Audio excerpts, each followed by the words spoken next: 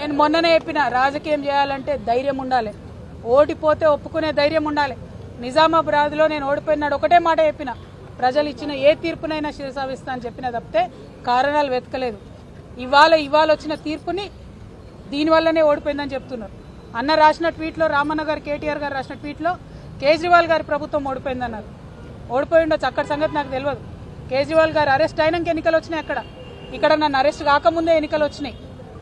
మీరు ఫ్యాక్ట్స్ని ట్విస్ట్ చేసి సోషల్ మీడియాలో మాకు పెద్ద ఆర్మీ ఉంది, పేడ్ బ్యాచ్ ఉంది, నేను ఏది మాట్లాడినా నడుస్తుంది చెల్లుతుంది అనుకుంటే ఆ రోజులు పోయినాయి. దయచేసి నిజం చెప్పండి. నాకు ఆర్మీ లేదు, గిర్మీ లేదు, నాకు ఉన్నది గివిలే అబ్బా. ఈ పిడికడి మందితోనే ఈ రాష్ట్రంలో ఒక కొత్త రాజకీయ శక్తి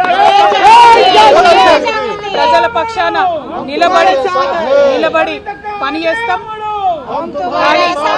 కానీ చేతులు జోడించి తెలంగాణ ప్రజలకు మాత్రం ఒకటి విజ్ఞప్తి చేస్తున్నా, ఒక ఆడబిడ్డ కష్టంలో ఉన్నప్పుడు అడ్డమైన పేర్లు పెట్టి, అడ్డమైన టైటిల్స్ పెట్టి, సోషల్ మీడియాలో నాలుకకు ఎంత వస్తే అంత మాట్లాడినటువంటి అడ్డగాడిదలు మాత్రం సమయం వచ్చినప్పుడు బుద్ధి చెప్పాలని ప్రార్థన చేస్తూ మీ అందరి దగ్గర సెలవు